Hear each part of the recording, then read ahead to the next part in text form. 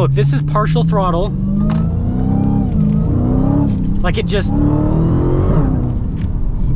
you completely lose traction. Hey everyone, it's Ben Hardy here, and in today's video, we're gonna be going over a 2016 Dodge Challenger Hellcat. First and foremost though, a huge shout out and thank you to Harrison Imports for giving me some time with this Hellcat. Check out their inventory in the link below. Let's get straight into the video.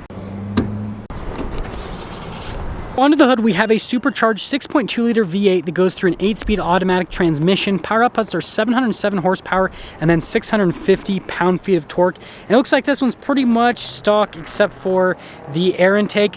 Not sure if that actually adds any extra power, but we should get a little bit more noise because of that. And yeah, that's everything for under the hood.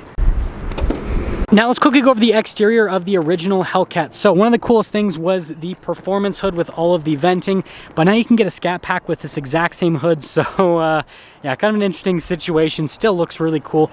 I love the coloration on this. You can see that I can't remember what the name is on the Dodge products, but I know on the Rams it's called Maximum Steel. It's the bluish gray. It looks really good in the sun. And then you've got the halo lights, which is pretty cool. And then you've got the air intake that doubles as a light, which was another cool fact. And the other one's just a regular light system over there. Next, we've got the SRT logo, and then we've got the front splitter as well. But yeah, overall, still looks really cool. Has that cool, aggressive muscle car look. And then coming around the side here, 275mm tires in the front, 315s in the rear. Now from the factory, it was 275s all around. This one just has fatter tires added to the back for a little bit better traction.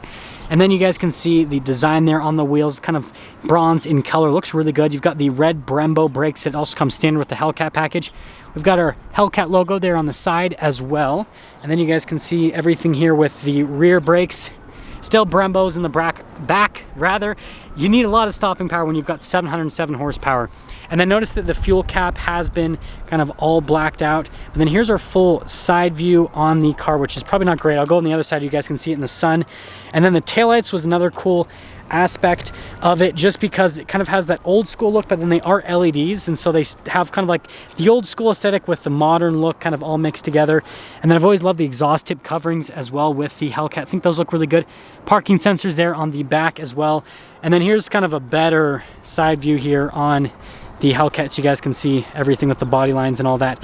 And yes, they do need to make a Hellcat convertible. I think that would look pretty cool. You just have to chop like right there. That would be a cool car. Now here's the door panel in the front. Notice that we've got all this nice leather right here. You've got the window control right there. And then you've got the door handle here for the front. This does come with a Harman Kardon sound system. And then here are the seats in the front. So we've got full leather that came with the Hellcat. And you guys can see the back seats as well. Pretty much the same for the design. I've popped into the back seats of a million Challengers. But yeah, I mean, this interior has held up so well over time. And then notice we've got the pedals here at the bottom, got the light control right there. The steering wheel is automatically adjustable. And there's one more look before we pop inside.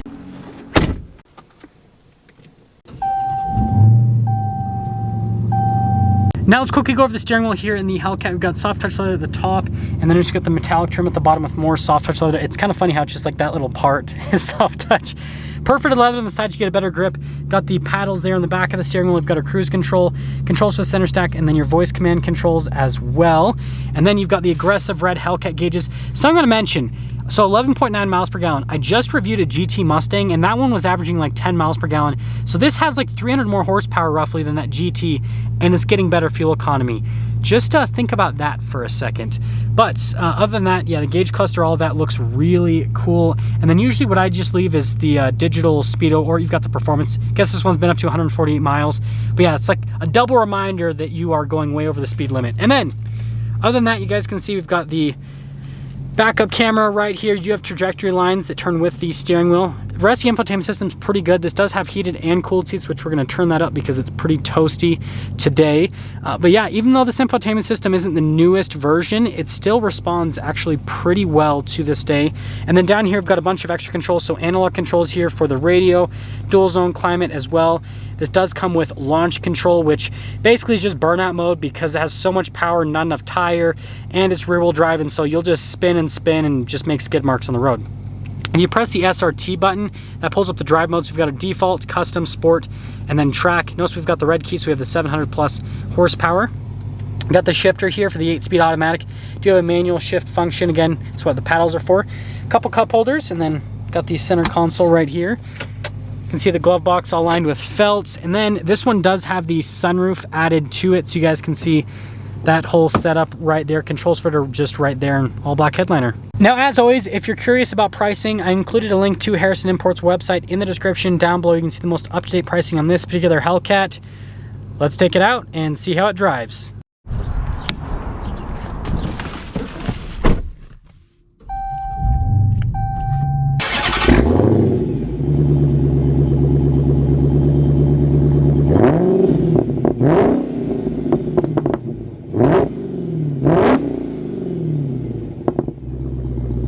Let's talk about visibility before we set off here in the Hellcat. So you guys can see visibility of the hood's pretty decent. It is a longer hood.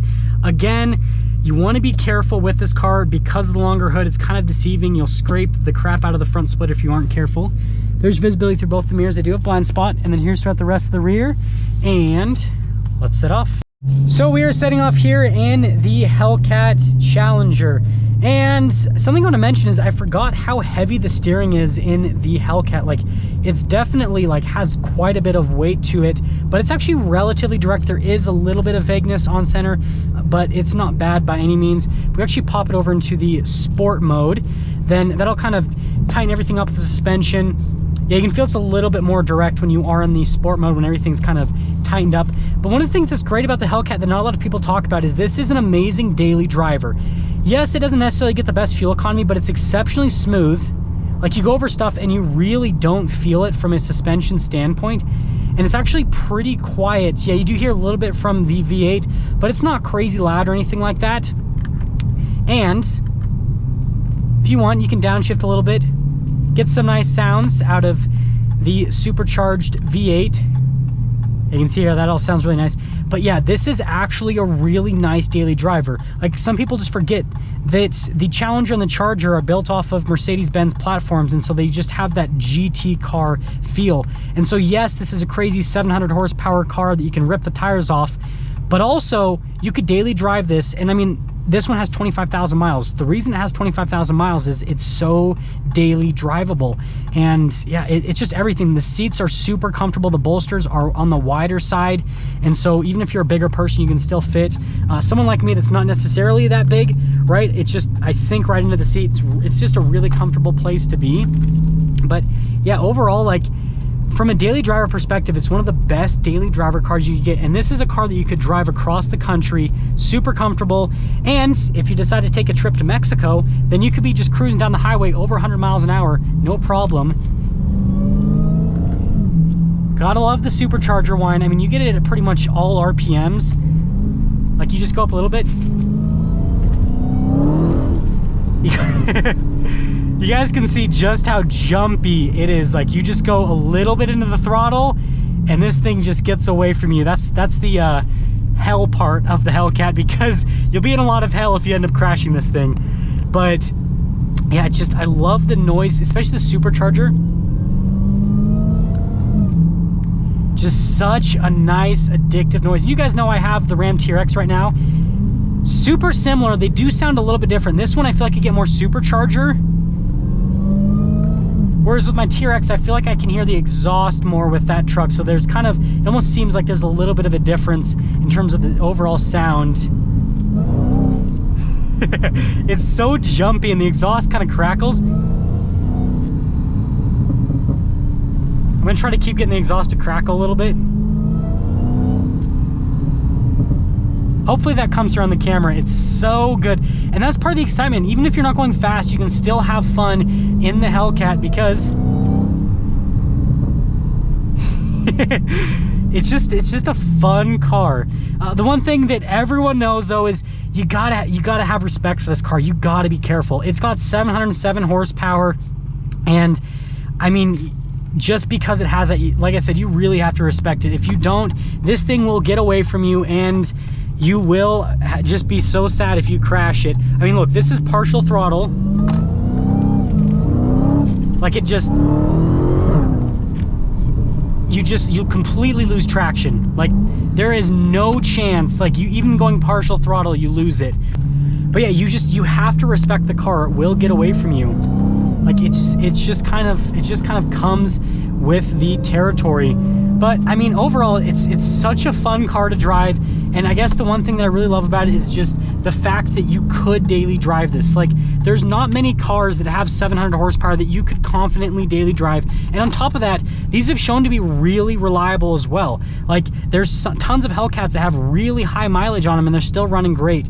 And so I guess if you want something that's fun, fast, sporty, but then also you could daily drive, the Hellcat's the one for you. And also, I mean, this car will scare you. Like, if you want something that's actually exciting, then yeah, the Hellcat. And I mean, if you want to scare you even more, just keep the stock 275s in the rear and it'll really scare you, because with this amount of power and only 275mm tires in the rear, it's the equivalent to putting on ice skates and strapping on a jetpack. Like, it's crazy. Now let's get some things up for our video on this 2016 Dodge Challenger Hellcat. Again, a huge shout out and thank you to Harrison Imports for giving me some time with the Hellcat.